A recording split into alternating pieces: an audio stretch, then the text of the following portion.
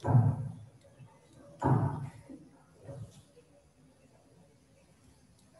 hamdalillah. Adapun tema kajian kita pada pagi hari ini adalah masih membahas terkait dengan fitnah akhir zaman yang harus kita ketahui apa saja, dan kita sekarang sedang mengkaji masih di 1/9, yaitu tentang fitnah terkait keyakinan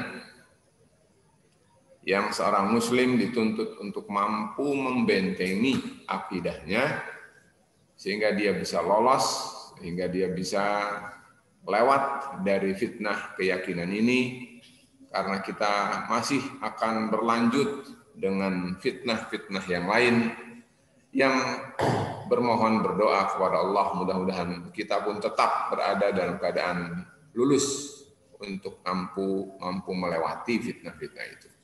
Amin.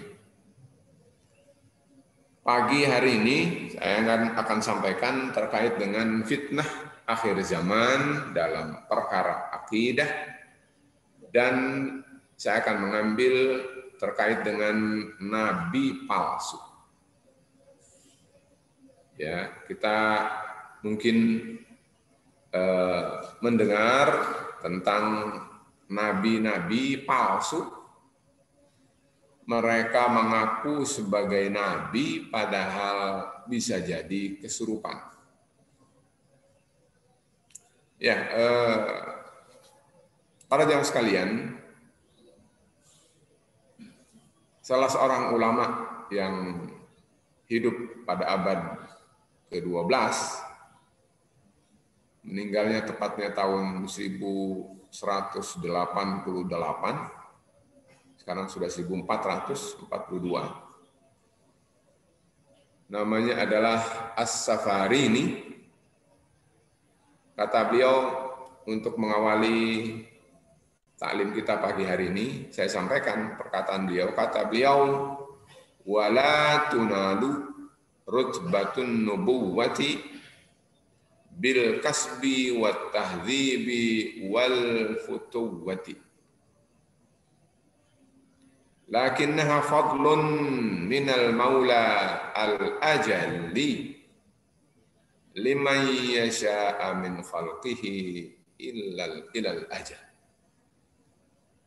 Kata beliau, rutbatun nubuwah, status kenabian itu tidak akan bisa diperoleh oleh siapapun,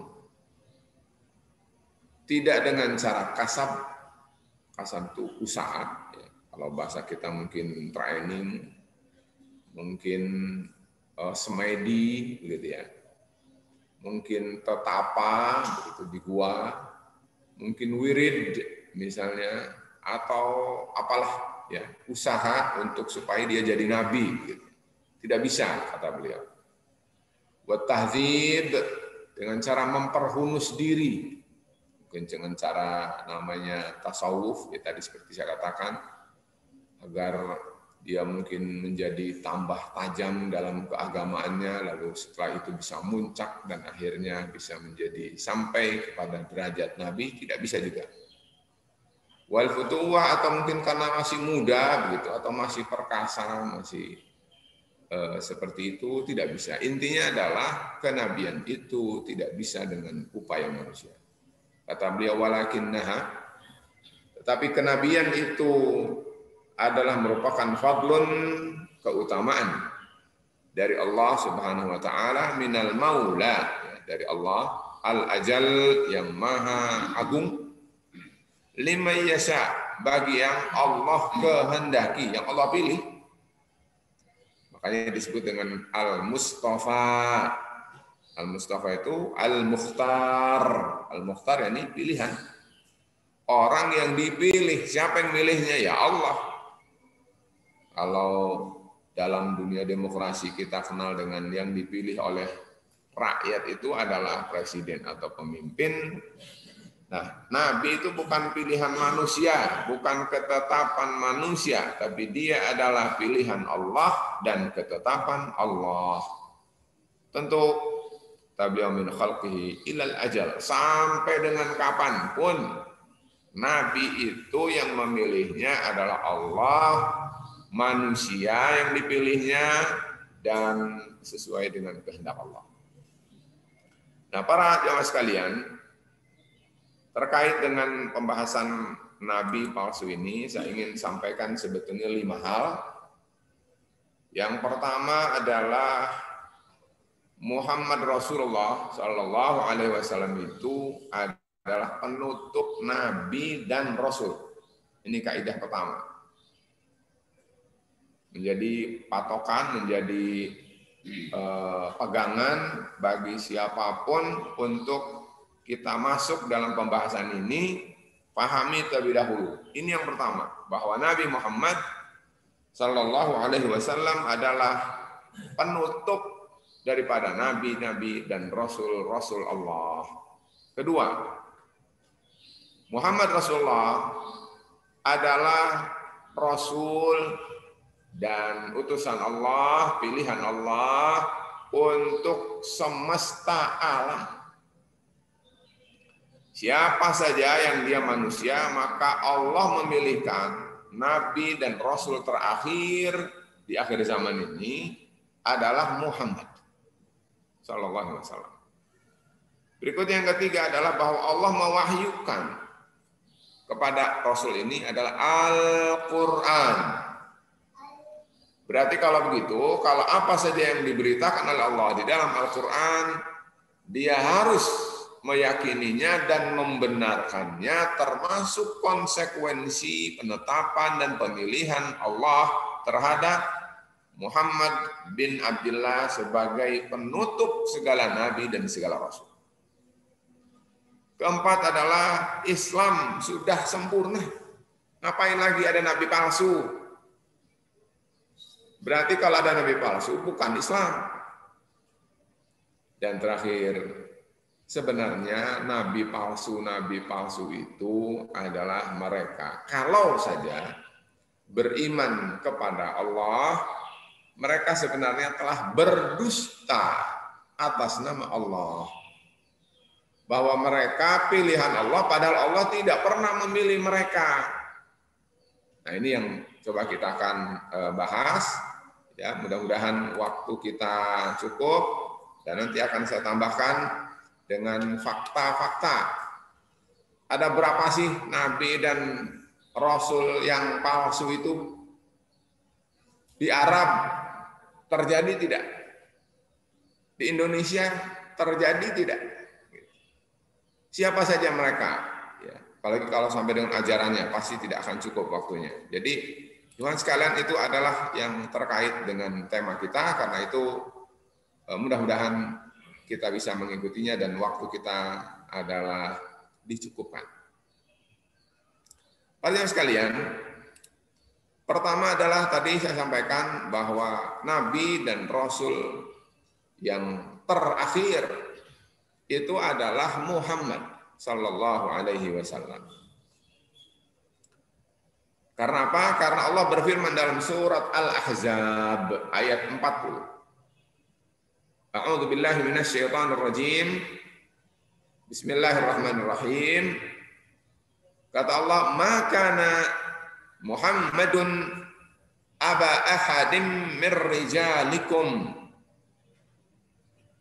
Tidaklah Muhammad itu adalah ayah bapak dari kalian, dari laki-laki dari kalian.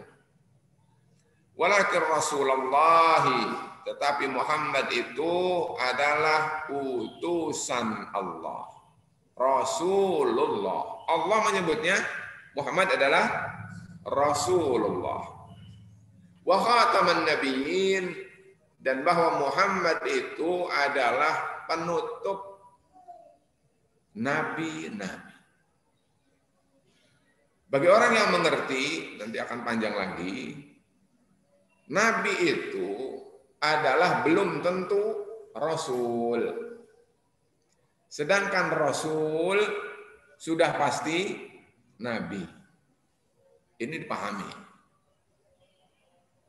Jadi kalau orang mengatakan Nabi lagi, ya sebetulnya tidak akan bisa menyaingi Rasul.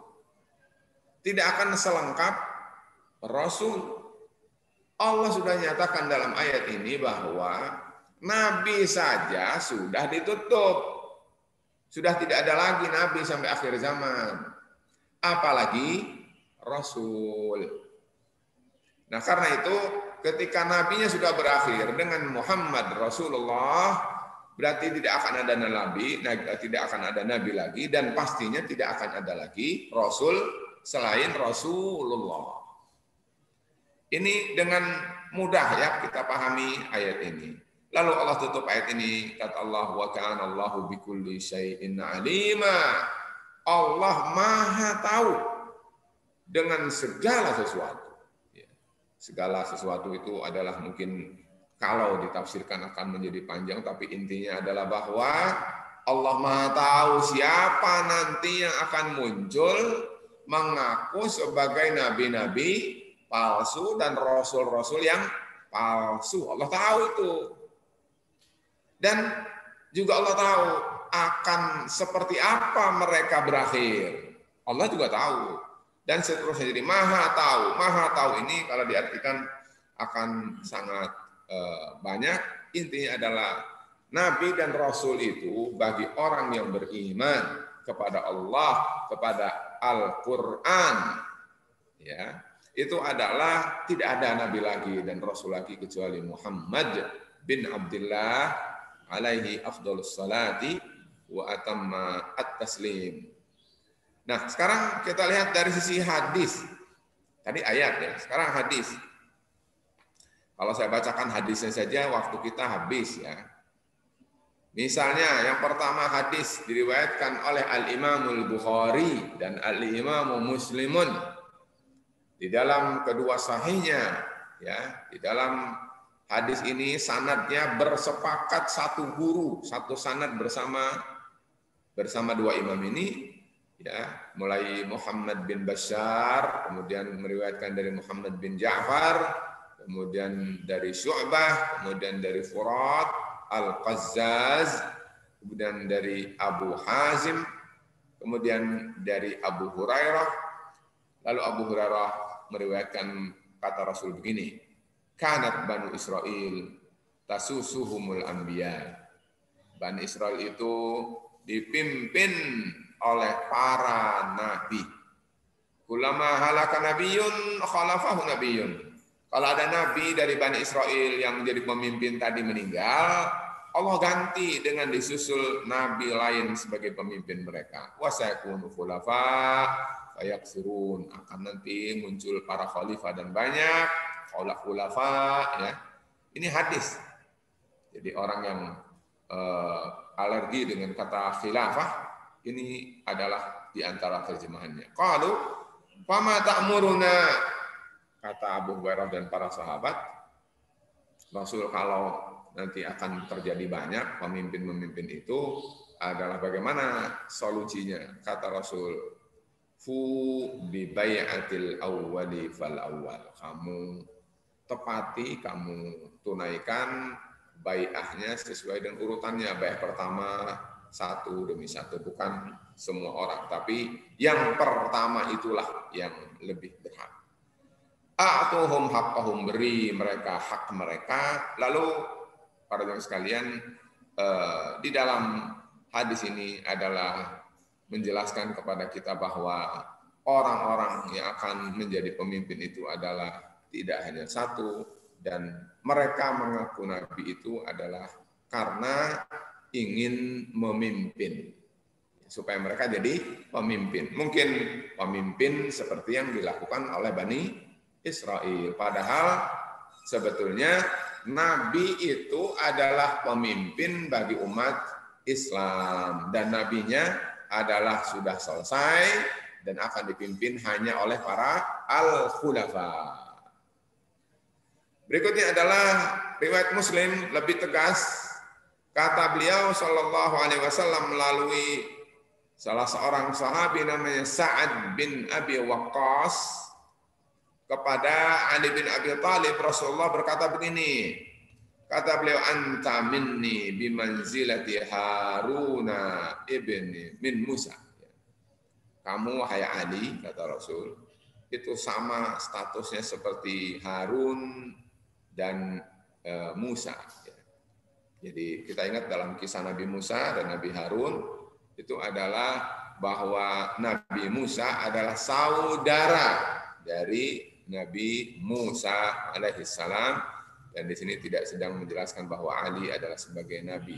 Karena kata Rasul diakhiri dengan akhir hadis ini mengatakan, kata beliau, illa annahu la nabiyya ba'di. Tidak ada nabi setelah aku. Kalau orang mengerti, kata Rasul, wahai Ali, kamu seperti Harun, aku seperti Musa, ya, diumpamakan dalam hadis ini. Tetapi Rasul mengatakan adalah tidak ada setelah aku muncul lagi nabi baru. Berarti Ali bukan nabi dan nabi yang terakhir adalah Muhammad Rasulullah. Nah, karena itu ini adalah pemahaman yang harus kita pahami, bahwa nabi adalah nabi yang terakhir.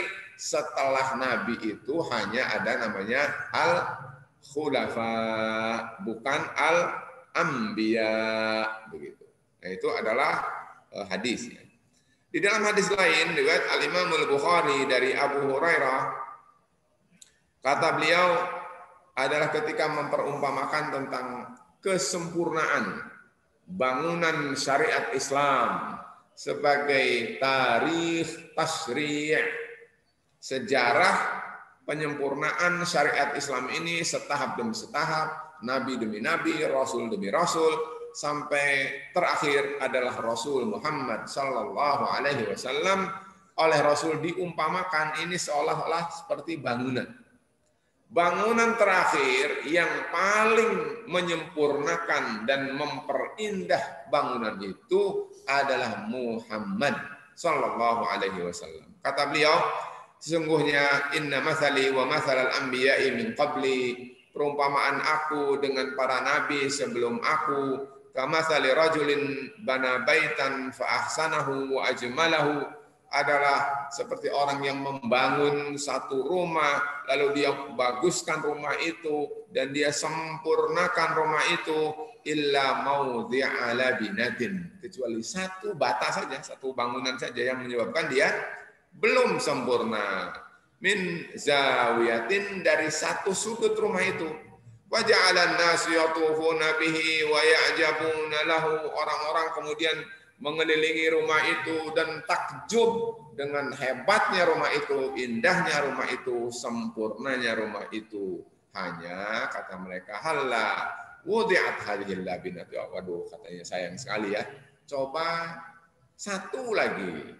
Kalau saja satu unsur bangunan itu, kalau kita sebut bata ya, itu adalah diletakkan di sini, maka sungguh bangunan ini akan menjadi sangat bagus dan sangat sempurna. Kata Rasul, fa'anal labinatu wa ana khatimun nabiyyin. Maka bangunan yang tadi kurang satu bata itu, satu unsur bangunan itu, satu komponen itu, itulah aku, kata Rasul. Dan tidak ada lagi nabi setelah aku, karena aku adalah penutup segala nabi yang Allah utus dan Allah pilih. Jelas? Berarti kalau begitu Rasulullah adalah nabi yang menjadi penutup nabi-nabi dan sekaligus memberikan berita pada kita bahwa Islam sempurna dengan diutusnya Muhammad Rasulullah. Ini terjemahan sebetulnya, bukan penjelasan ya, karena kita tidak ini yang sedang kita fokuskan. Dalam hadis lain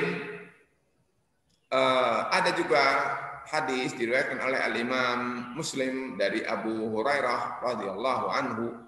Kata beliau begini, la taqumus sa'atu hatta yub'atsa dajjaluna kadzabun. Tidak akan terjadi hari kiamat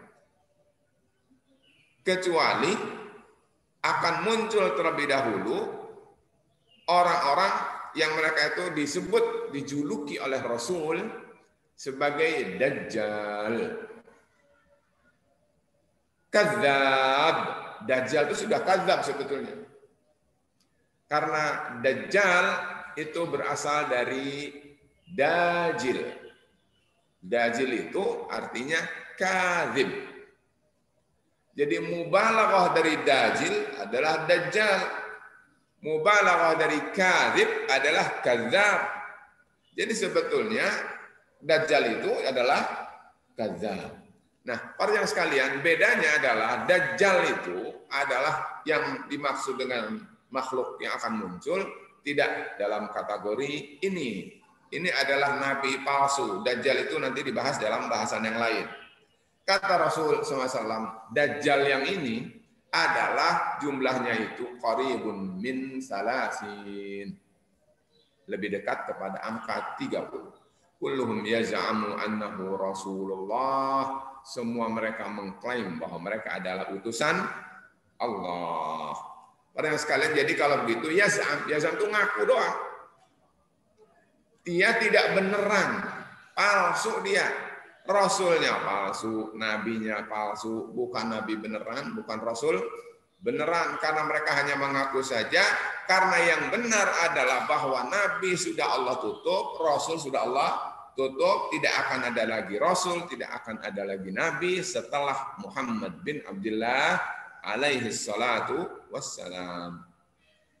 Dalam hadis panjang diriwayatkan oleh Al-Imam Abu Dawud, Al-Imam At-Tirmidzi, ya, dan saya tidak akan bacakan semua, tapi di dalam hadis itu terdapat begini, ya, kata beliau sallallahu alaihi wasallam melalui salah seorang sahabi bernama Tsauban, ya, radhiyallahu anhu, kata Rasul begini, di antaranya ya, kata beliau,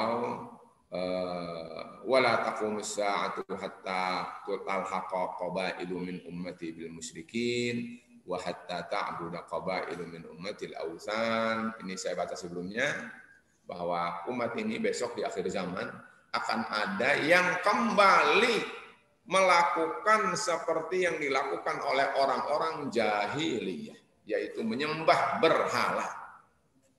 Pada yang sekalian, coba antum cermati, antum amati, ada nggak di dalam umat ini orang mengaku umat Muhammad, tetapi dia menyembah berhala. Berhala itu bisa jadi berhala berbentuk zat, ya, dia padat, cair, gas, begitu ya. Atau ghaib sekalian, ya, menyembah roh, menyembah sesuatu yang gaib begitu, jin mungkin, ya. Ataupun selain itu termasuk mungkin ada, kalau muslim tidak mungkin menyembah dewa, ya, tapi adalah serupa dengan orang-orang musyrikin pada zaman dahulu.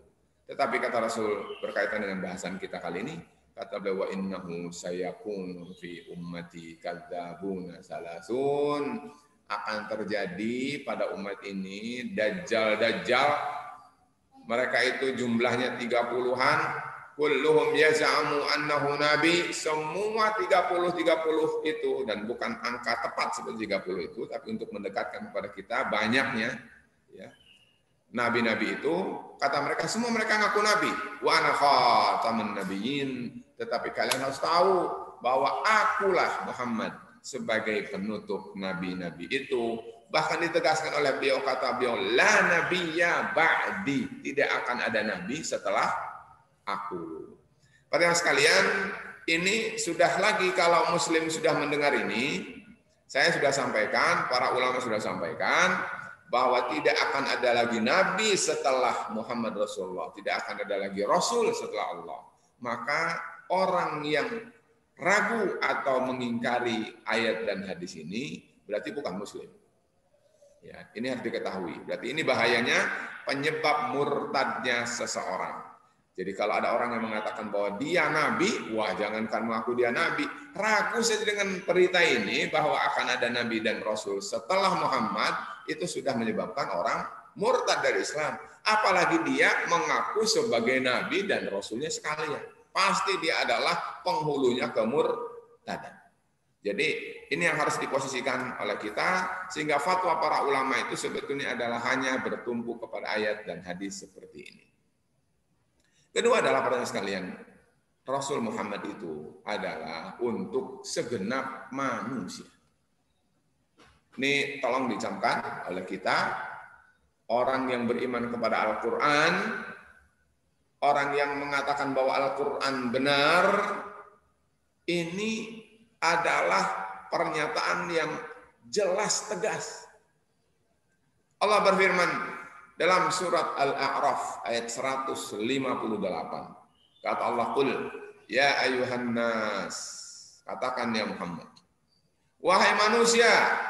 Ya, kalau Rasul dulu menyampaikan kepada para sahabat dan turun-temurun terus sahabat, tabi'in dan seterusnya para ulama, berarti saya pun sampaikan nih sekarang kepada umat. Wahai umat manusia, kata Allah, ya ayuhan nas, wahai manusia. Yang pastinya kalau dia binatang tidak akan merasa terpanggil dong, betul tidak?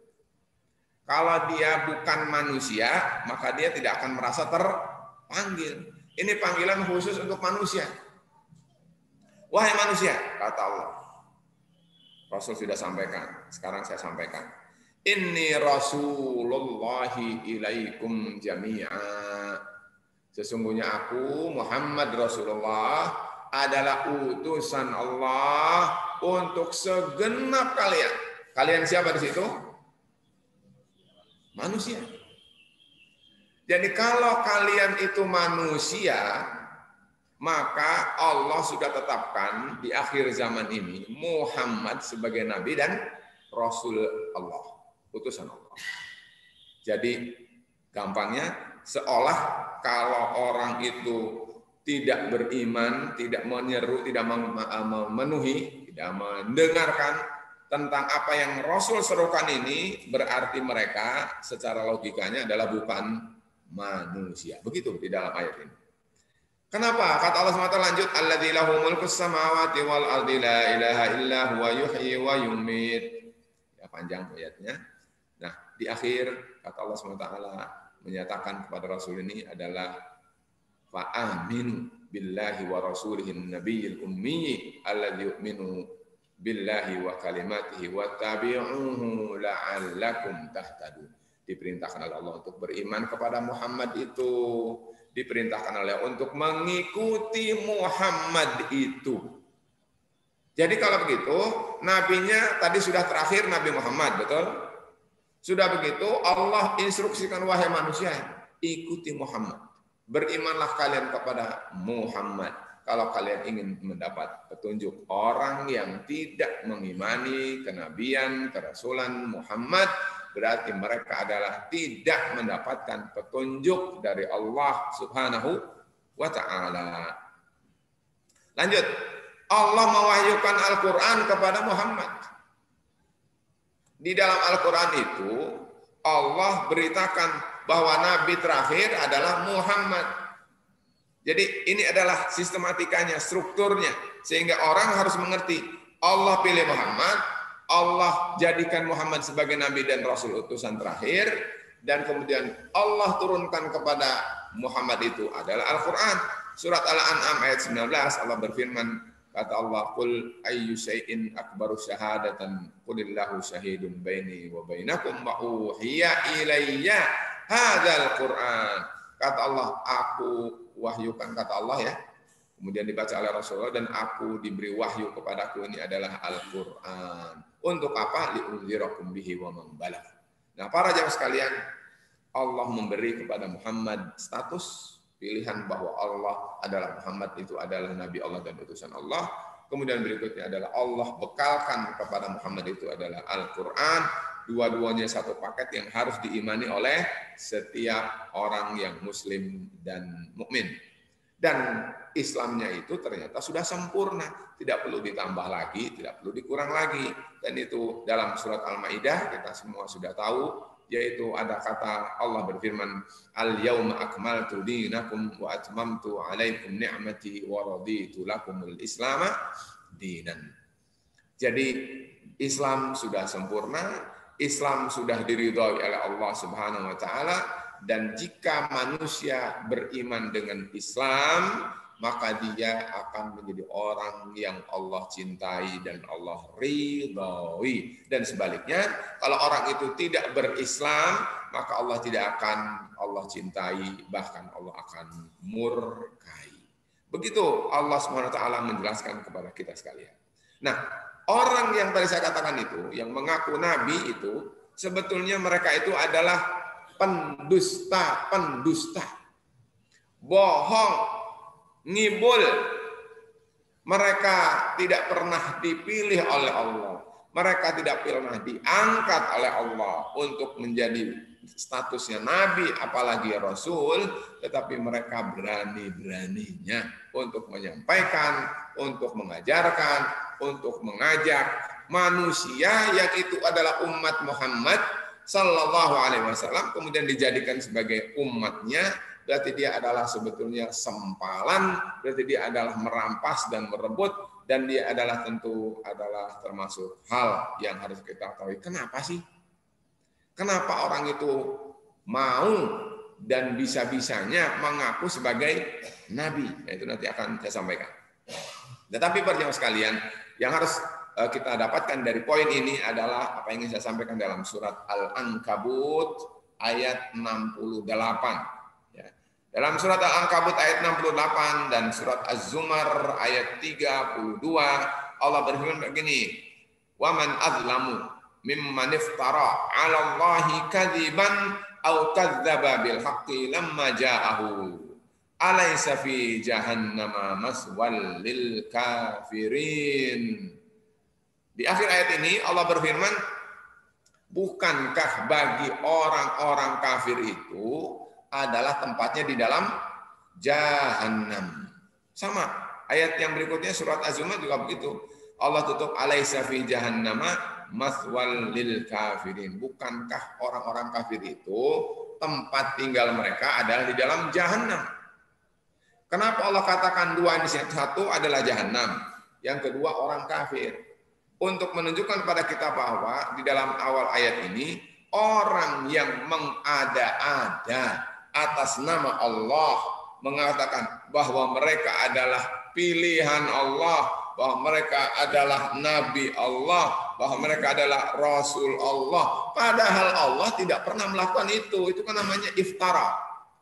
Iftara itu adalah mengada-ada, dia berarti dusta, berarti dia bohong, berarti dia adalah ngibul. Allah tidak memilih mereka, Allah tidak mengangkat mereka, Allah tidak menjadikan mereka sebagai nabi dan rasul. Tiba-tiba mereka mengaku mereka nabi, mereka rasul, dan mereka pilihan Allah. Itu kan palsu namanya, betul tidak? Nah, orang yang memalsu itu statusnya dalam ayat ini dijelaskan mereka adalah orangnya kafir, bukan lagi muslim, tapi kafir.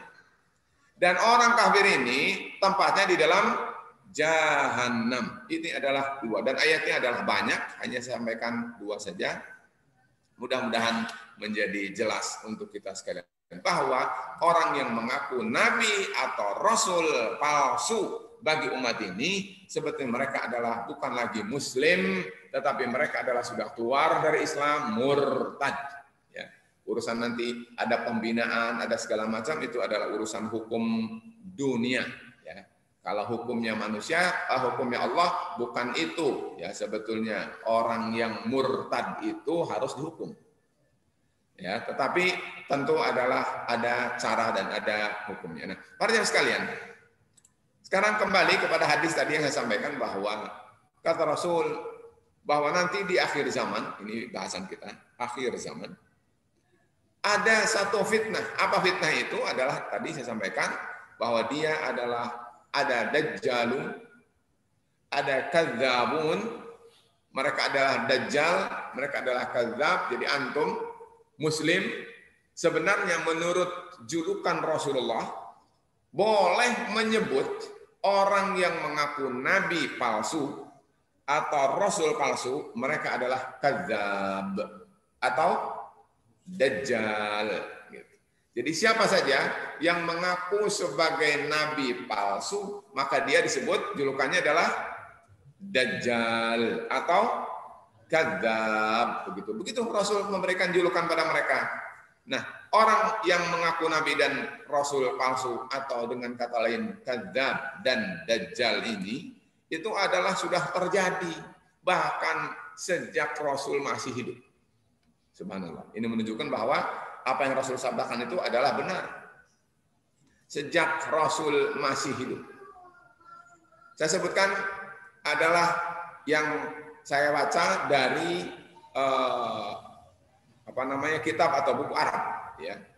Misalnya ada yang mengaku nabi namanya Musailamah al-Kadzdzab. Ini adalah karena sejak zaman Nabi, berarti itu sudah ada unsur bagaimana Rasul menyikapinya. Musailamah al-Kadzdzab ini adalah semula bersama Bani Hanif yang kemudian datang ke Madinah, kemudian mereka masuk Islam. Musailamah al-Kadzdzab ini justru memberikan pernyataan kepada Muhammad Rasulullah, katanya Muhammad, sertakan aku bersamamu seperti halnya Musa menyertakan Harun. Jelas? Begitu. Jadi ingin dia diposisikan sebagai Harun. Seperti dengan pada waktu zaman Nabi Musa. Lalu kemudian tentu adalah dibantah oleh Rasulullah SAW. Dan kemudian dia adalah pulang sendirian. Datang ke kaumnya bohong.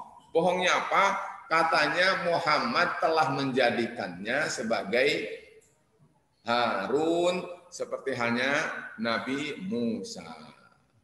Dan kemudian mengajak kaumnya dan segala macam. Akhirnya adalah kemudian diperangi pada masa Abu Bakar As-Siddiq radhiyallahu anhu dan kemudian mati pada waktu dengan diserbu dengan namanya Harbul Yamamah. Kemudian ada orang namanya Suja bintu, ya berarti anak perempuan.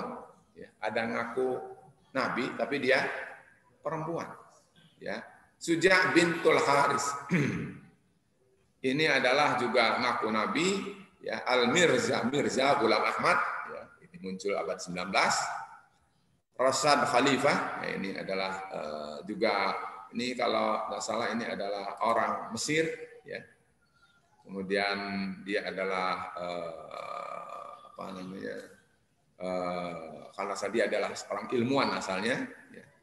Kemudian belajar ke Amerika dan seterusnya, tapi kemudian akhirnya mengaku dia sebagai nabi. Ada orang namanya Haytham As-Suri, orang Suriah, ya, juga ngaku nabi. Ada Sayyid Palabah, ya, juga ngaku nabi. Ada seorang ilmuwan juga doktor, ya, itu adalah juga mengaku nabi, ya, namanya Su'aisyih, ya, dan itu adalah nabi-nabi dari kalangan sana, ya, Jazirah Arab.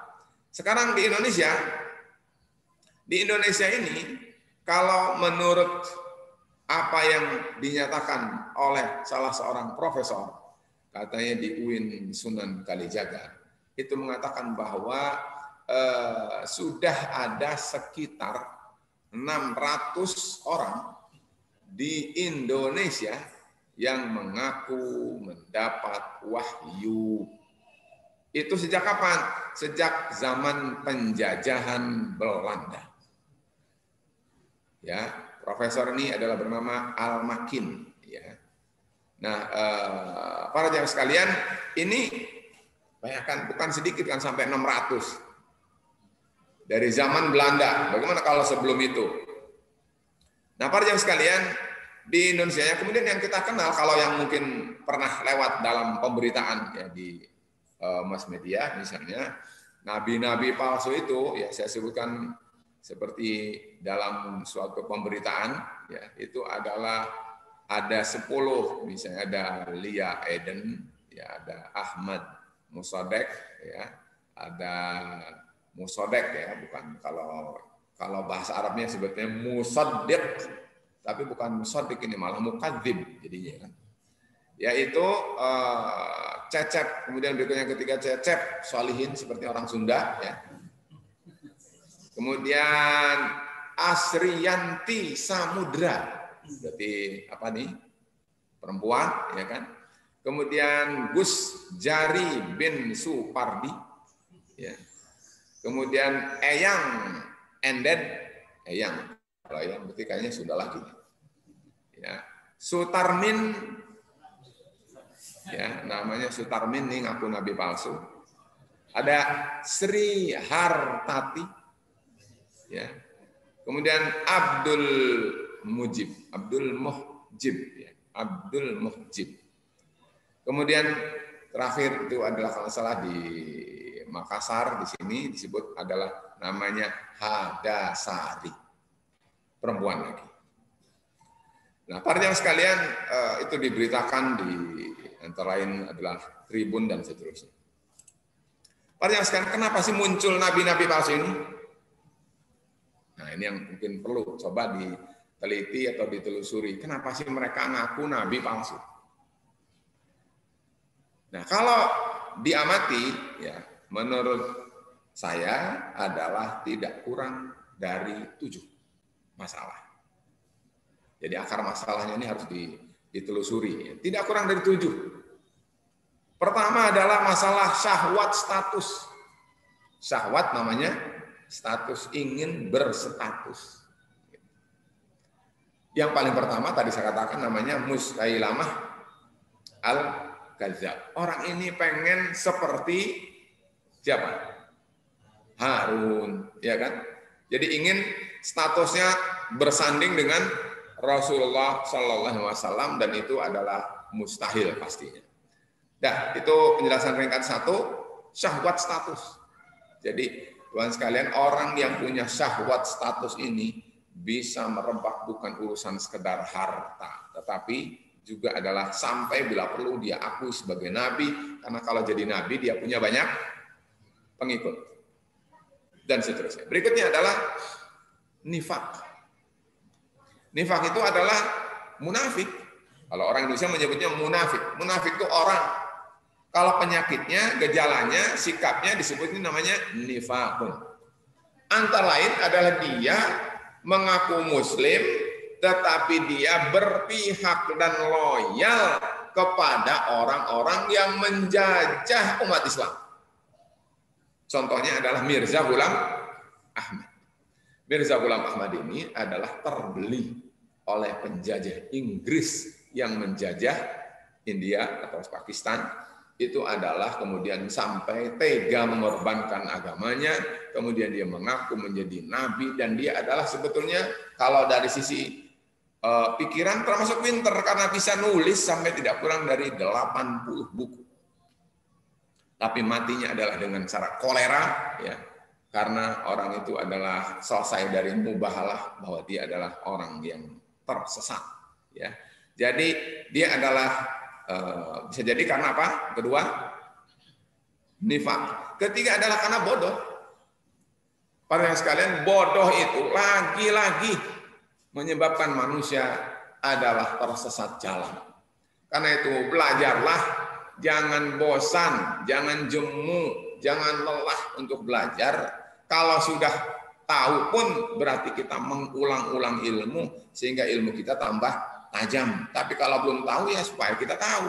Lalu akhirnya tidak tersesat jalan. Sehingga orang itu kalau tahu mestinya tahu bahwa Allah sudah berfirman. Allah sudah berfirman dalam Al-Quran, memilih Muhammad sebagai nabi dan utusan terakhir, dan seterusnya. Intinya kalau dia tahu, mestinya tidak akan mengetahui bahwa dia adalah nabi palsu. Berikutnya adalah karena ekonomi.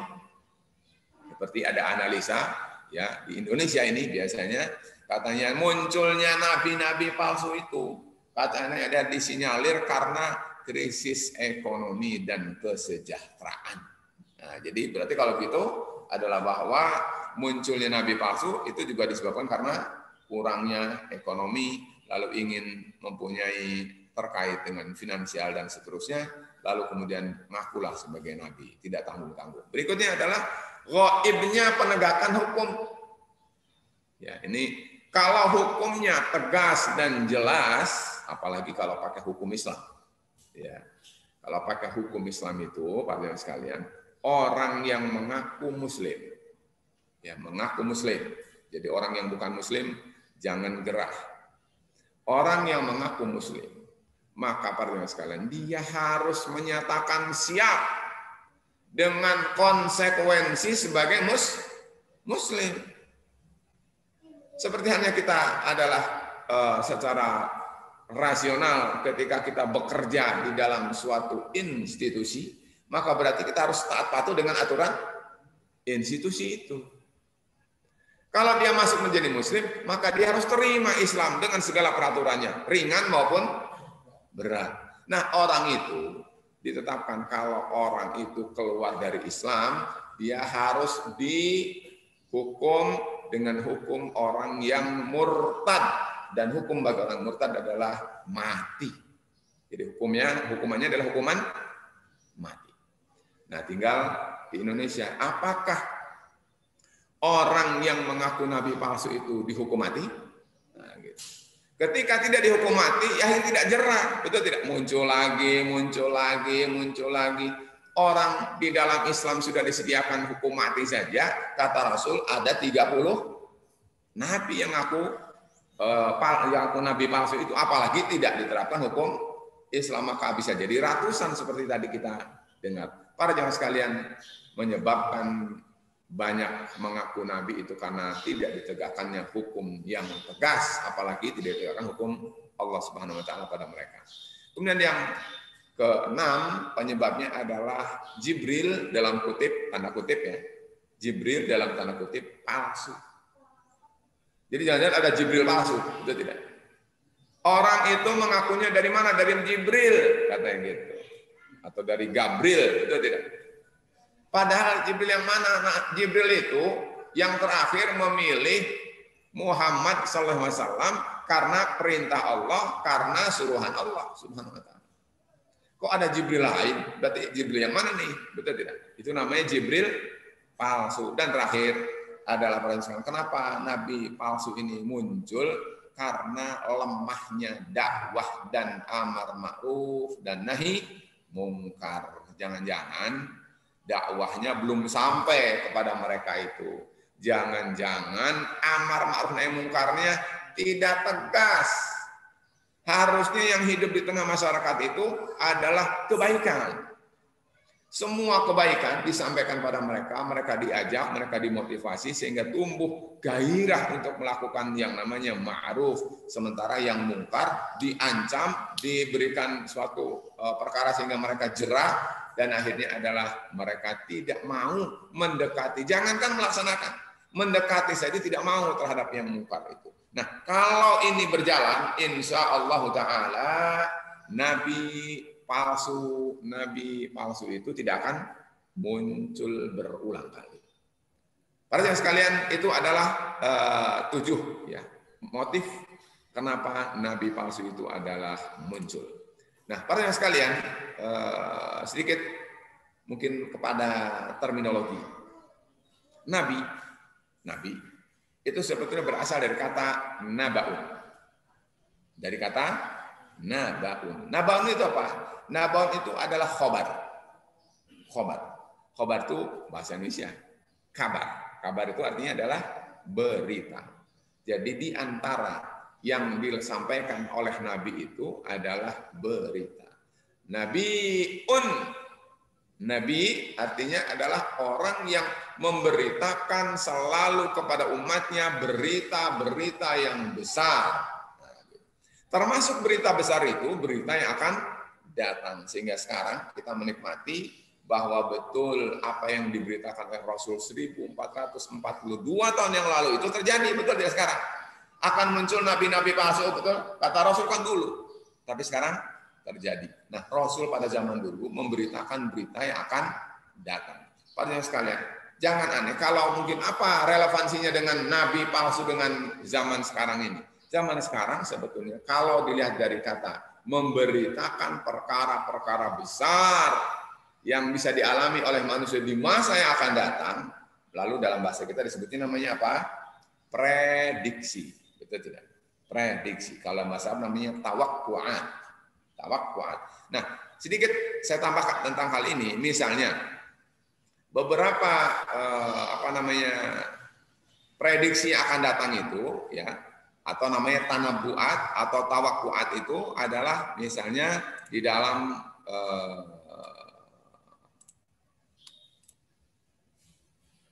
berita-berita misalnya gini, ya. Diberitakan bahwa pada 100 tahun kemerdekaan Indonesia, tepatnya tahun 2045, penduduk Indonesia diprediksi berjumlah 320 tahun. 320 juta jiwa tahun. Sekarang berapa? 270 jutaan. Besok adalah menjadi 320 juta. Benar atau tidak? Wallahu a'lam. Betul tidak? Bisa jadi tidak nyampe 2045 sudah kiamat. Betul tidak? Tapi itu namanya prediksi yang dilakukan oleh manusia. Tanabu atau tawakku ya, yang dilakukan. Misalnya PBB memprediksi bahwa akan ada 11,2 miliar manusia yang hidup pada tahun 2100. Ya.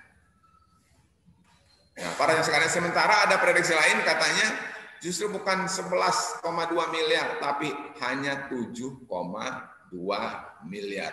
Padahal sekarang penduduk itu adalah 7,5 miliar. Berarti surut atau berkembang? Surut. Jadi ada dua. Yang satu mengatakan berapa? 11,2. Yang satu mengatakan 7,2. Prediksinya saja sudah terjadi, berselisih, apalagi terjadi atau tidaknya. Betul tidak? Itu namanya adalah tawakkuat. Sesuatu yang oleh manusia diramal, oleh manusia diperhitungkan akan terjadi apa di masa yang akan datang. Misalnya, jumlah penduduk DKI Jakarta per September 2020 adalah 10 juta, 56. Ya, penduduk Jakarta. Sampai kapan nih? September 2020. Ya, kan? Itu jumlahnya adalah 10 juta, 56 juta. Prediksi lain mengatakan misalnya gini, dunia saat ini adalah sebanyak tadi 7, berapa? 7,5.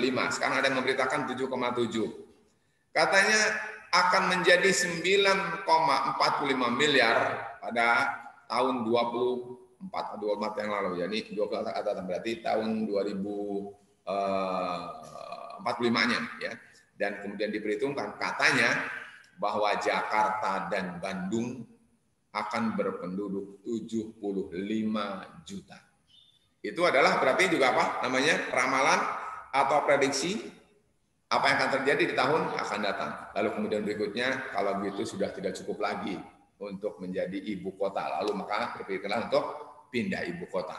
Itu ada sebetulnya perhitungan-perhitungan tawakkuat yang dilakukan oleh manusia. Ya. Nah, ada hal yang perlu saya sampaikan. Ini terkait dengan masa akan datang. Tahun 2020 sampai 2030 katanya pemimpin dunia gagal bertindak sesuai dengan perjanjian Paris dan seterusnya. Kemudian tahun 2030 sampai dengan 2050 ya, saya bacakan ringkasnya di sini, diantaranya siklus karbon dan penggunaan bahan bakar fosil yang berkelanjutan diperkirakan akan membuat suhu naik menjadi 3 derajat Celcius. Yang akhirnya adalah katanya tahun 2050 akan banyak orang mati karena 55% populasi global akan menjadi subjek dari panas, mematikan yang 20 hari manusia sulit untuk bisa bertahan hidup kalau suhu dunia waktu itu sudah mencapai panas yang sekian. Artinya adalah yang satu tadi manusia akan sampai populasinya 11,2 miliar, betul tidak? Yang satu sisi mengatakan turun, yang satu sisi katanya bahwa dunia akan menjadi rusak karena pemanasan global semakin tinggi. Itu namanya adalah tanabbu'at ataupun tawakkuat. Apa yang akan diberitakan masa-masa yang akan datang. Rasulullah SAW pasti benar beritanya, betul tidak? Sementara apa yang mereka perhitungkan belum tentu benar. Para yang sekalian, saya tidak ingin lebih banyak, tapi intinya adalah itu contoh. Apa yang Rasul beritakan benar semua, betul tidak? Tapi yang sekian banyak orang, mereka merumuskan dan memperhitungkan, ternyata berakhir dengan kata belum tentu.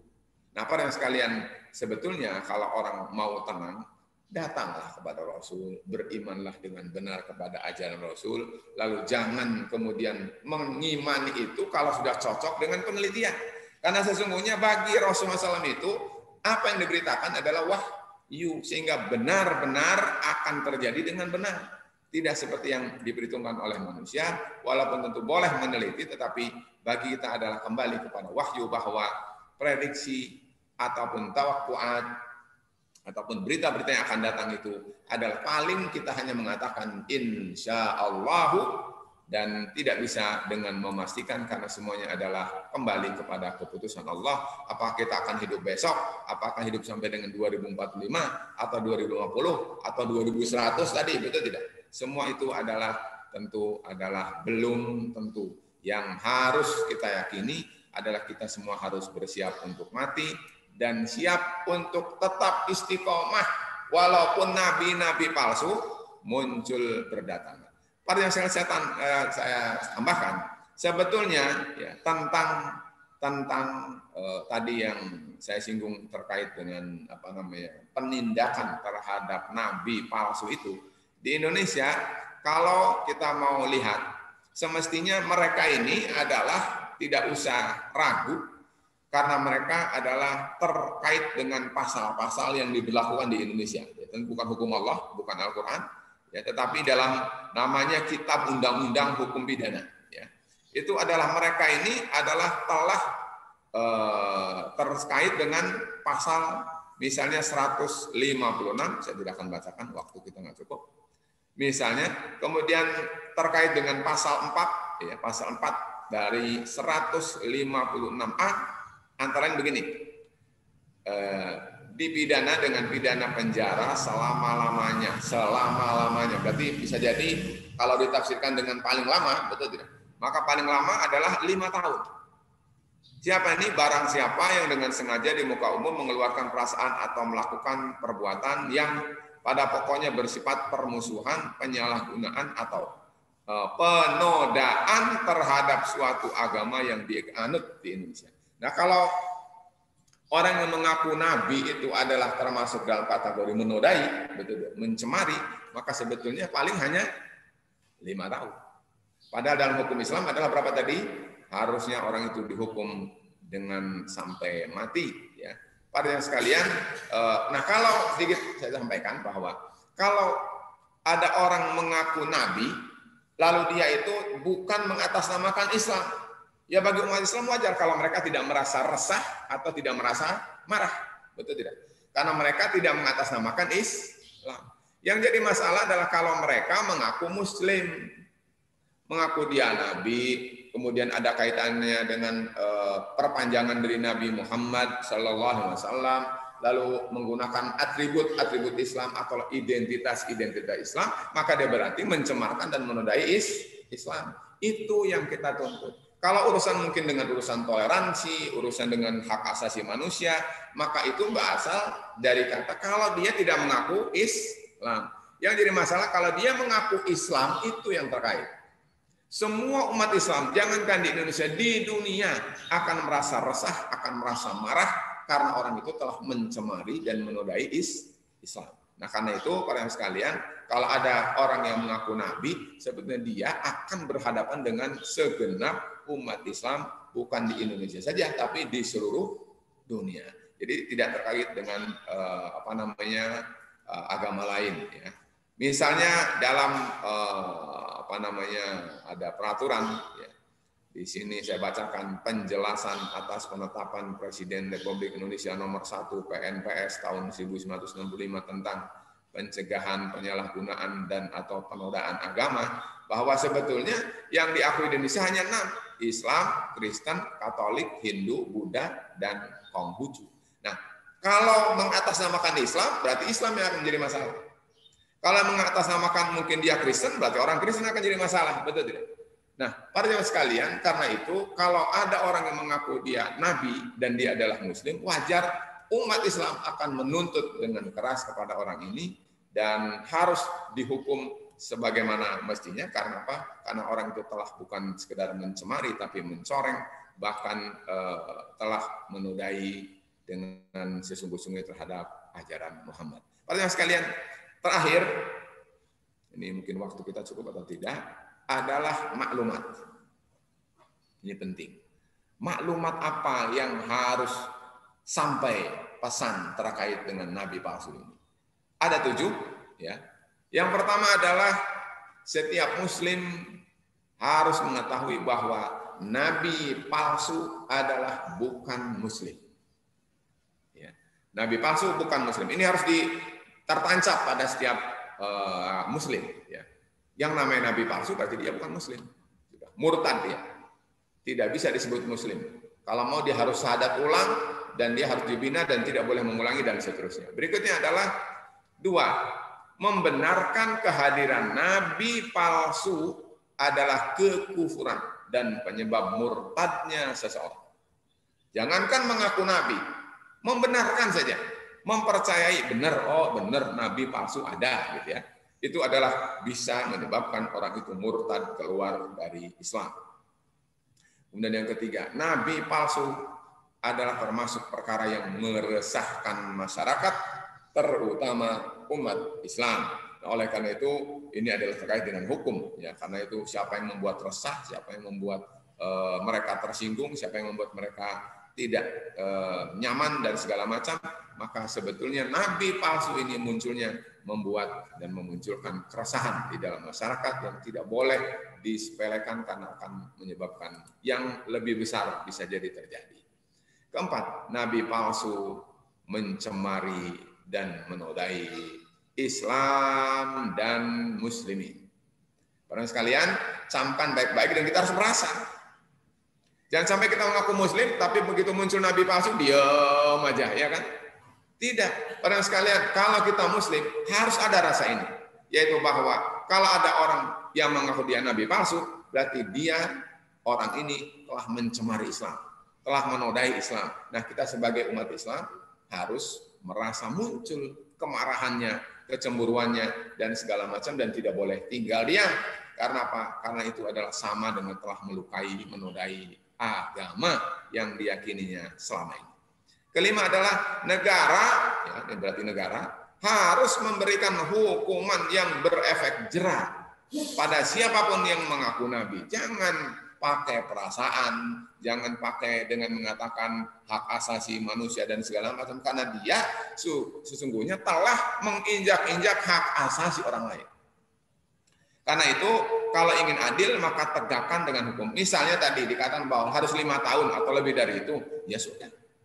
Vonis saja, putuskan saja dengan hukuman itu. Karena apa? Karena itu adalah yang diberlakukan di kita. Tapi kalau misalnya beriman kepada Allah, ya hukum Al-Quran yang harus berlaku. Yaitu orang itu harusnya mati, ya, bukan sekedar di penjara yang kemudian nyusahin orang hidup sebetulnya.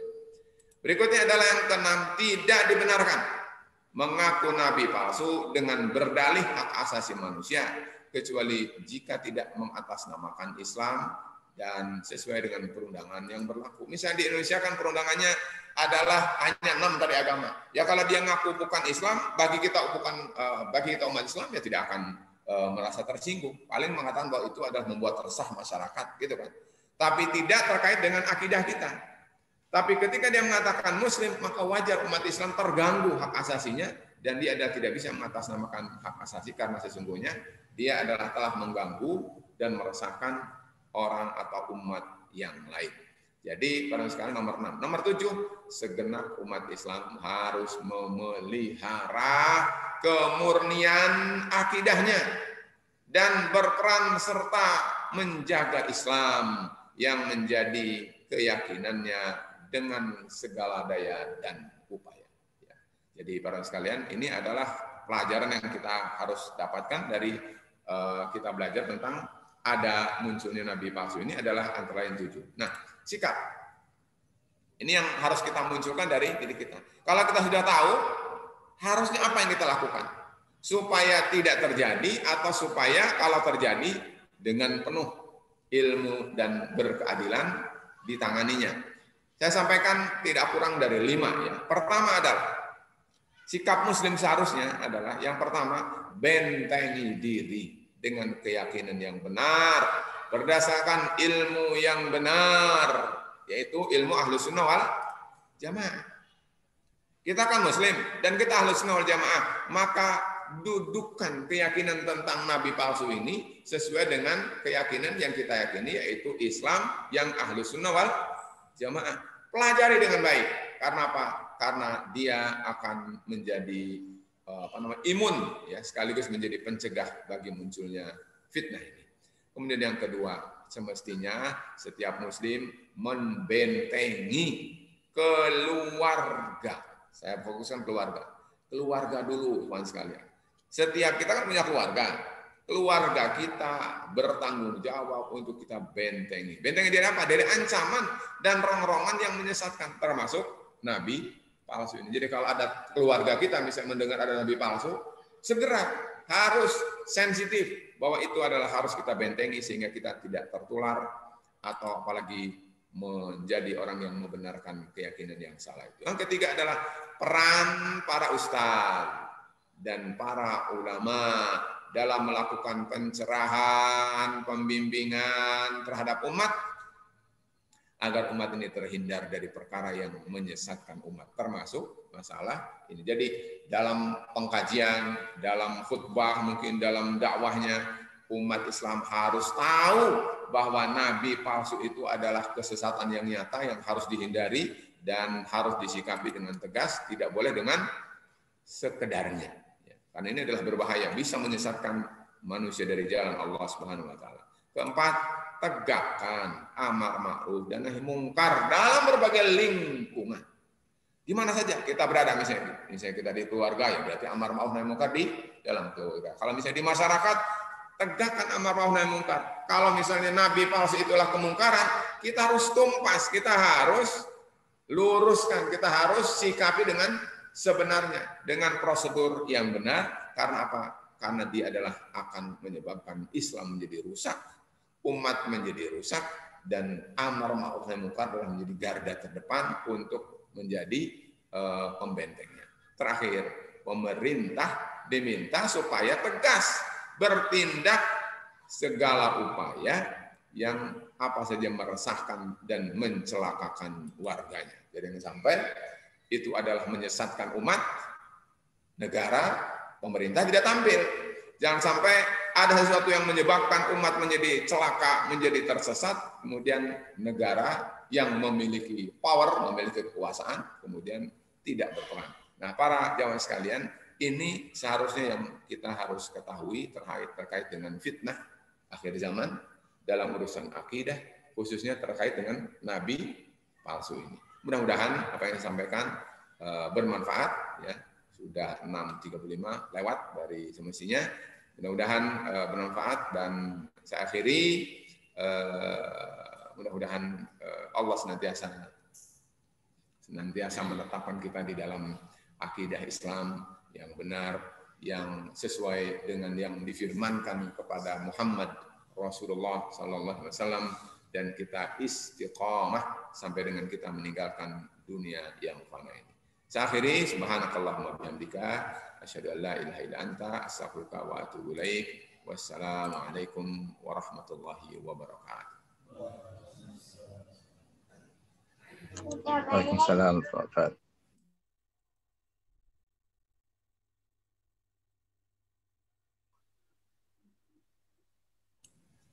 Cukup ya, Aki.